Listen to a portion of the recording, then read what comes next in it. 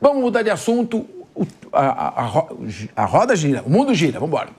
Cerca de 300 integrantes da chamada Frente Povo Sem Medo invadiram o saguão, olha lá que loucura, o saguão do prédio de investimentos do Itaú BBA, Zona Oeste de São Paulo, na última quinta-feira.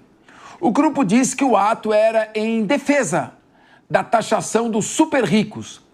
O tema voltou com força ao debate público após o Congresso derrubar, no dia 25 de junho, a proposta do governo Lula de mudança na alíquota do IOF. Os manifestantes também cobraram a isenção do imposto de renda para quem ganha até R$5 mil por mês. O projeto que propõe esse reajuste tramita em comissão especial na Câmara dos Deputados e está sob a relatoria do ex-presidente da Casa, Arthur Lira. Paulo Loyola. Capês, vocês podem colocar a imagem ali de novo? Podemos colocar a imagem enquanto o Paulo fala, por gentileza? Seguindo a imagem. Não vi nada sendo quebrado, não vi... Nenhuma vidraça sofreu violência durante este protesto. Agora, tem uma sensação grande por parte da população de questões muito abusivas no que se refere aos juros. E eu pergunto a você que está em casa, você acha que você paga juros justos, baixos? Você acha que bancos ganham pouco dinheiro no Brasil? Vocês acham que os donos de banco trabalham para você ou trabalham pelo bolso deles? Eu acho que é para esse problema que essas pessoas estão chamando a atenção, Capês. E fico feliz de ver aqui imagens em movimento de uma manifestação. Gostaria de ter visto, por exemplo, mais imagens em movimento de quando as pessoas no 8 de janeiro estavam ali propondo um golpe de Estado e tentaram entrar em edifícios públicos pedindo intervenção do Exército. Essas imagens eu também gostaria muito de ter visto mais vezes aqui e menos imagens de estátua pintada de batom, Capês. Muito bem. Rodolfo Maris, vamos colocar, já que o Paulo Loyola pediu, vamos girando as imagens, mostrando aqui enquanto os debatedores falam. O que você achou dessa? Imagina o pessoal lá, a senhorinha está na fila para pegar lá, sacar o dinheirinho dela. Sim. E de repente entra correndo... Banco, é a sede do Itaú. Entra correndo todo mundo, é a sede do Itaú. Bom, que não seja... Não tem nenhum caixa eletrônico. Então, perfeito. Olha, não tem... Nenhuma velhinha foi perfeito. Vamos lá. Durante esse protesto. Perfeitamente. Então, seria justo a invasão. Gostaria de ouvir meu querido Rodolfo Maris. Pode invadir se é sede, não tem caixa 24 horas... Qual a sua avaliação? Invadir um local que é privado, se colocar ali com cartazes, o que fazer com esse pessoal? Jogar uma carteira de trabalho para todo mundo sair correndo? Eu gostaria de ouvir a sua opinião. Provavelmente, Capês, é nítido que essas pessoas não sabem o que elas estão fazendo ali. Elas foram induzidas a estar fazendo isso, até porque as placas ali, eu quero muito acreditar que tenham sido escritas por elas, mas não foram. E olha só o que diz o artigo 42, o decreto de lei número 3.688. Perturbar alguém no trabalho ou sossego alheio. 2. Com gritaria ou algazarra, exercendo profissão de incômodo ou ruidosa, em desacordo com as prescrições legais, abusando de instrumentos sonoros ou sinais acústicos, provocando ou não procuração, impedir barulho produzindo por barulhos ou coisas alheias, ou seja, pena de 15 dias a 3 meses. Todas essas pessoas que entraram aí e perturbaram o trabalho alheio deveriam parar na delegacia e junto com essas pessoas, os seus mandantes. Quem são essas pessoas que estão proporcionando para essas pessoas aí, cerca de 50, 100 pessoas no máximo, tá perturbando o trabalho alheio na sede do Banco Itaú? É uma barbárie, já que lá no 8 de janeiro as pessoas invadiram o local e estão pagando por isso. Por que pau que bate em Chico não pode bater em Francisco devido às suas proporções? Muito bem. Você leu o artigo 42 da Lei das Contravenções Penais, que prevê a contravenção de perturbação do sossego alheio. Portanto, de competência dos juizados especiais criminais, conduz as pessoas diretamente à sede do juizado, na Barra Funda, e já fica com uma peninha de prestação de serviços à comunidade, pelo menos é algum trabalho. Meu querido João Belutti. Capes, o sistema tributário brasileiro ele é extremamente injusto, isso é evidente, o mais pobre acaba pagando mais, isso está evidente. Agora, as soluções apontadas é que são divergentes, sempre se concentra nessa questão do super rico, como se fosse a solução de todos os grandes problemas do Brasil. Tanto assim, não é que se o governo questionado apresentar um grande plano de resolver todos os problemas da pobreza no Brasil com essa taxação dos super ricos, não terá o plano. E se o tiver, vai arcar com as consequências, porque os tomadores de decisão na política tomam as péssimas decisões e não arcam com as consequências na sua pessoa física. Então eles vão tomar essa decisão, vamos taxar os super ricos, une a população, uma manifestação bastante pequena, se a do Bolsonaro, sei lá, tinha 10, 12 mil, flopou, essa daí eu não sei o que é, não chegava nem a 1.000. Mas eles têm o direito de ir lá, não, pelas imagens não quebraram nada, não bateram em ninguém, então o lobby do prédio ali, de um super prédio, salvo o melhor juízo na Faria Lima, então, em tese, estão ali protestando. A causa não me parece legítima, até essa questão dos próprios, ali era o MTST, que é o Movimento dos Trabalhadores Sem Teto. E esses movimentos acabam gerando os donos de causas, como o Boulos acaba sendo um dono de causa. Se a gente propor uma política pública, vamos dar tanto de dinheiro para cada um que não tem moradia no Brasil, tem interesse, donos de causa como o Boulos? Não, porque ele perde a sua relevância política. Então não há interesse real em resolver, em sim instrumentalizar essas pessoas. E todo super rico, ele tem estrutura em termos globais. Se vai taxar um super rico, aqui ele muda a sua estrutura tributária, enfim, seu domicílio para outro país. Isso a gente já teve outros exemplos no mundo afora que isso aconteceu. Eles têm toda essa estrutura, uma estrutura jurídica, contábil, que o permite se proteger disso. O que deve ser tributado menos é consumo e renda das pessoas. Tributo sobre a renda. Você trabalha, ganha um valor, você tem que pagar o governo que não trabalhou, você que trabalhou. Então, o imposto é injusto por si só. E que essas pessoas, como o caso do governo Lula agora, que querem acabar com a pobreza, enfim, apresentem a conta. O Elon Musk chegou a falar isso uma vez, falaram que os bilhões dele e de mais alguns resolveriam todos os problemas do mundo. E foi o que ele falou, me apresente a conta, os dados, e se eu der o dinheiro e der errado, você arca com as consequências. Porque é isso, todo mundo joga números, com 1 trilhão resolve, aqui vai arrecadar 100 bilhões. Tá, mas como que vai operacionalizar esse dinheiro? Porque todo o dinheiro que depois entra no caixa do governo vai para aquele saco sem fundo dos impostos, mais de 80%, 90% do orçamento carimbado, sem margem de manobra. Então, assim, é mais uma questão política. E, evidente, o que eu acho lamentável é que muita gente da população concorda com isso, porque vem sofrendo, assim, uma espécie de orientação político-ideológica nesse sentido de culpar os super ricos, quando o trilionário do Brasil é o governo federal. Leandro Ferreira. Bom, sobre a manifestação em si, eu acho que os meus colegas já acrescentaram pontos importantes que precisam ser debatidos, né? Claramente não teve aí uma depredação de patrimônio. Eu só queria adicionar que, ao que consta aí nos informes do movimento, esse é o prédio com metro quadrado mais caro do Brasil e por isso eu não conheço, não frequento. Então eu não sei, eu entendi que seja a razão de se ter escolhido esse alvo como o local da manifestação, né, e não propriamente ser o caixa da velhinha que vai botar o seu dinheiro lá no Itaú, que também não é o caso, né, porque deve ter um caixa ali. Ela é atendida, não tem. Não, ali é o tem. banco Nenhum. Mas, enfim, nem para os funcionários. O metro quadrado mais caro. O metro quadrado mais caro do Brasil não ia ter metro quadrado casa. mais caro do Brasil. E consequentemente, onde tem ali a maior reunião de riqueza em imóveis, né? Então, eu acho que tudo bem, não quebrou, não infringiu regras de agressão física, o que parece, né? Mas eu entendo que isso faz parte de um movimento que é maior. Como disse aqui o Paulo Loyola, existem elementos que unificam a sociedade brasileira. Por exemplo, nós precisamos de mais saúde e educação. Tem alguém aqui que discorda? Acho que não, né? Nós precisamos de cuidar do meio ambiente. Tem alguém que discorda? Acredito que não, né? Nós precisamos de maior produção de alimentos. Provavelmente ninguém discorda. Acontece que tudo isso custa dinheiro. E ao termos um movimento que reivindica as condições para que tudo isso seja implementado como direito de cidadania de todas as pessoas, eu entendo que é justo, né? E que bom que a gente tem cada vez mais manifestações como essas, seja nas redes sociais, seja aí por meio da manifestação de rua, das intervenções como essa que foram pacíficas, né?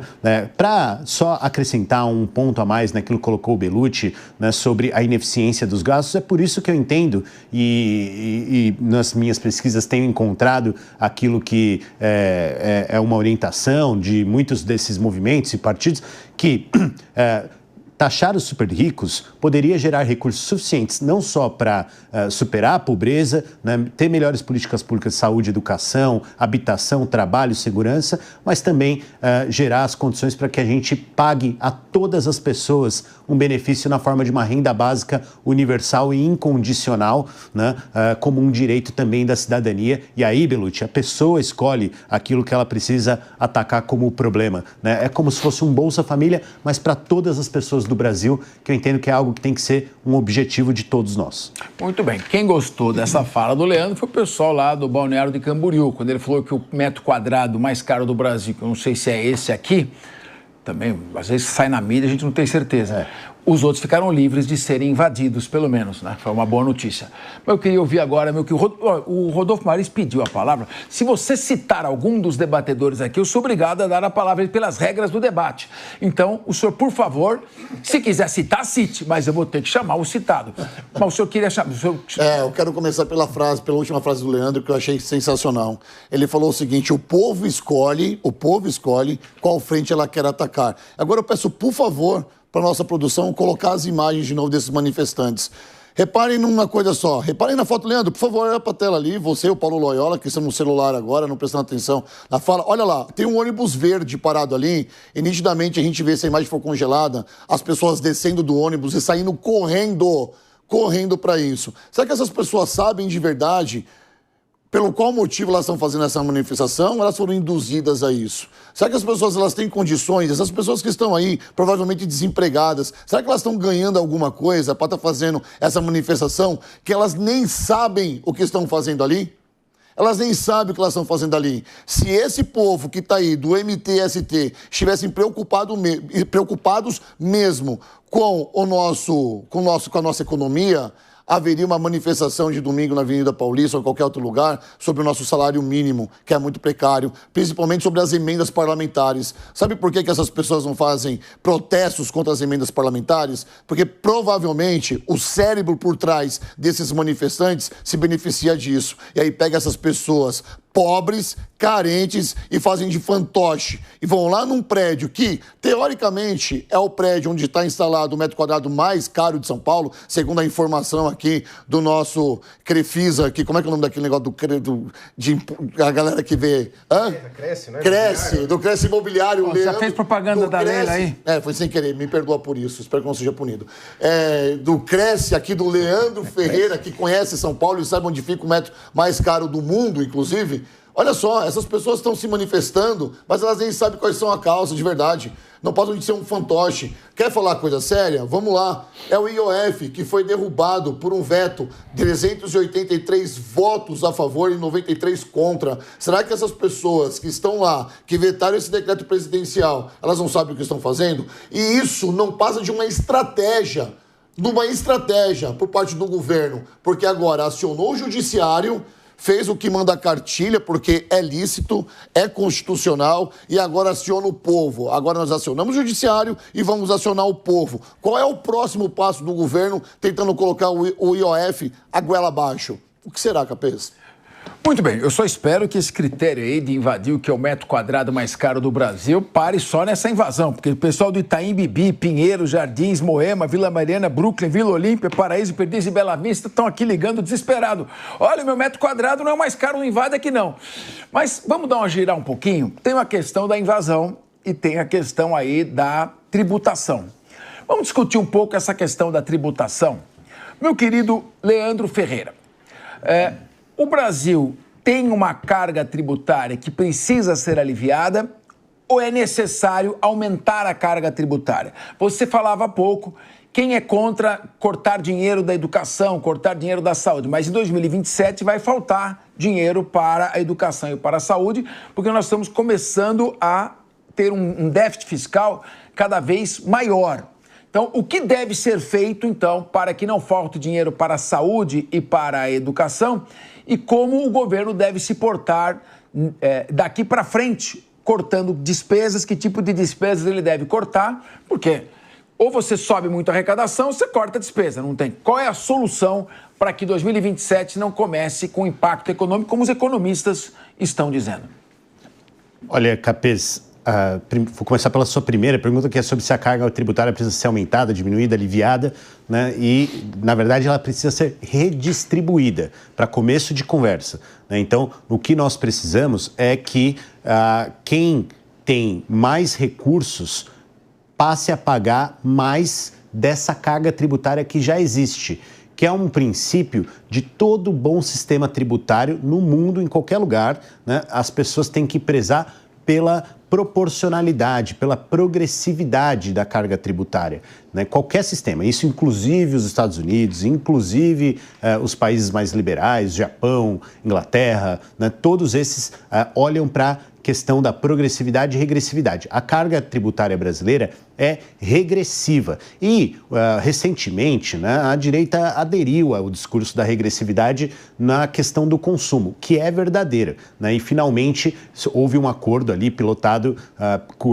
entre o Fernando Haddad e o Arthur Lira à época para fazer a reforma tributária do consumo, né, que vai se transformar num único imposto que substitui alguns, inclusive o ICMS, que de fato é muito regressivo. Mas a carga tributária também é regressiva em relação aos seus demais componentes, porque esse imposto de renda que uma parte da população bastante grande paga retido na folha de pagamento, aquele famoso retido na fonte, né, faz com que esse cidadão pague uma maior parte da sua renda, né? Se você ganha 5 mil, paga 20% disso em imposto, né? O cidadão que ganha 1 milhão paga 4%, ou seja, ele paga muito menos proporcionalmente porque o dele não tem o retido na fonte. O dele vem de um monte de investimentos financeiros que são remunerados pelos bancos que não pagam imposto de renda na hora de cair da conta do cidadão. Então, passar para uma carga mais progressiva, independentemente de ela aumentar ou diminuir, é muito importante. O segundo ponto, Capês, para não me estender muito e poder ouvir aqui, inclusive, as críticas dos meus colegas, né, é que a gente precisa, né, de uma carga tributária que não tenha tantos gastos que, tecnicamente, levam o nome de gasto tributário. Ou seja, aquele gasto que o governo faz para fazer com que alguém não pague imposto, né, que é a famosa isenção, benefício creditício e assim por diante. Hoje o Brasil gasta 800 bilhões de reais dando esse tipo de incentivo, majoritariamente para os mais ricos, né, enquanto que gasta 160 bilhões para pagar, por exemplo, o Bolsa Família, que é a política de enfrentamento à pobreza mais bem sucedida do mundo na história das políticas públicas. Então, a gente precisa reduzir gastos tributários e aumentar gastos em políticas sociais, né, compensando uma coisa e outra, né, corrigindo essas distorções e dando maior progressividade à carga de trabalho, à carga tributária. Não precisa aumentar a carga, precisa redistribuir e fazer com que tem mais, pague mais. Meu querido Paulo Loyola, houve uma época em que o Brasil tinha 180 milhões de técnicos de futebol, ou melhor, 100 milhões de técnicos de futebol. Lá em 1974, mais ou menos, quando foi começar a Copa do Mundo. 100 milhões de corações ligados de uma só vez. É mais uma emoção. Brasil na Alemanha, tetracampeão. Hoje o Brasil tem 213 milhões de habitantes e não são 213 milhões de técnicos de futebol mais. São 213 milhões de economistas. Então eu queria, vocês estão aqui, nem todos são economistas, nós temos aqui um brilhante professor de economia, meu amigo Leandro Ferreira, temos algumas divergências, mas tecnicamente é uma pessoa preparadíssima.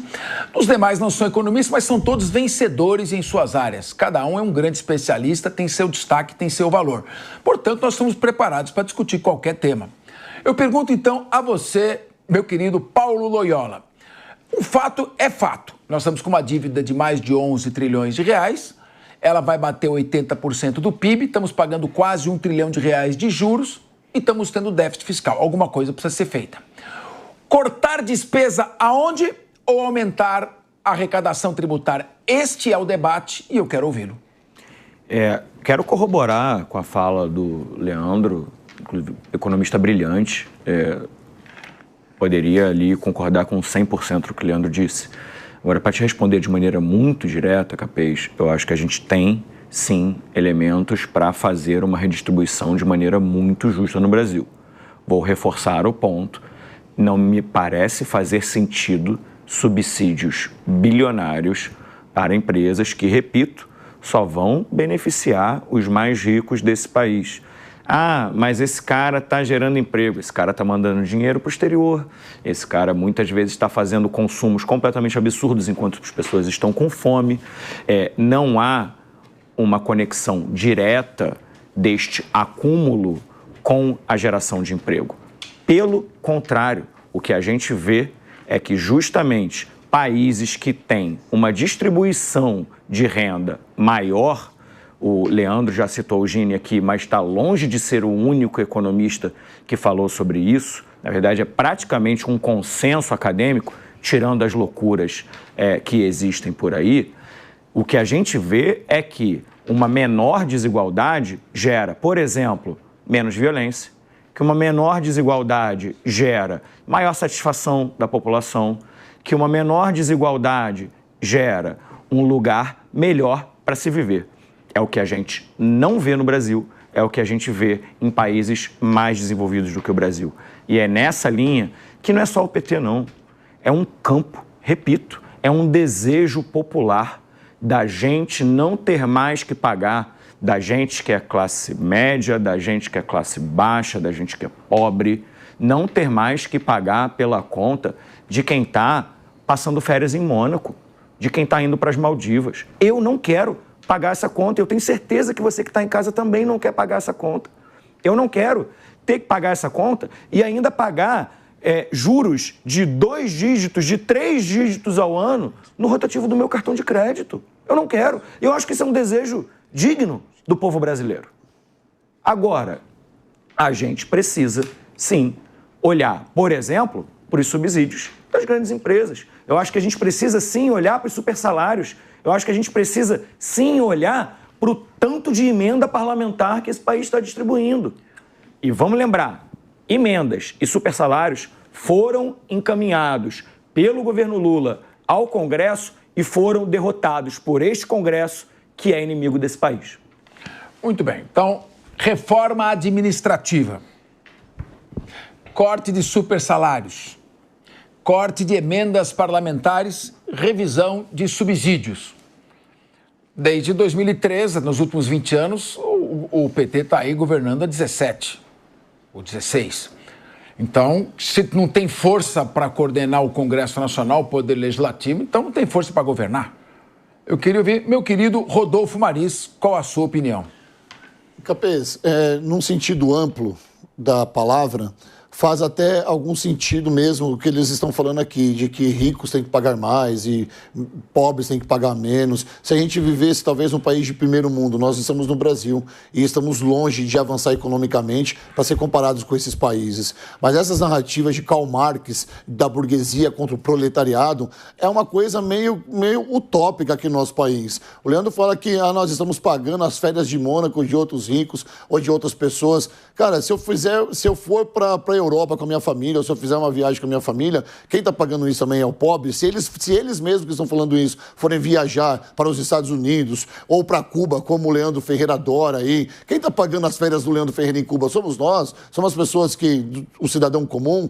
É muito, talvez, eu não sei se é justo a gente olhar por essa ótica, porque os grandes aqui no Brasil, e é você considerado rico quando você ganha até 27 mil reais, né? 27 mil reais para cima. Super rico quando você ganha a partir de 91 mil reais para cima. Os super ricos no nosso país, por exemplo, que têm empresas, eles investem em pessoas. Ou seja, tem seus funcionários pagando tributo, e só quem tem um funcionário CLT sabe o quanto isso custa para os cofres públicos e principalmente para o empresário, para o empreendedor. Então a gente tem que olhar para uma outra ótica. Em 2020, antes da pré-pandemia 2019, uma grande multinacional, se queria vir para o Brasil, manifestou interesse, Capês, de ter a sua fábrica aqui no país. Nessa manifestação de interesse, houve ali com os advogados uma reunião, e eles entenderam que no país, aqui no Brasil, eles iam investir 3 vezes mais do que em outro lugar. E essa empresa se instalou no México, contratando até 3 vezes mais funcionários que está no nosso país. Por quê?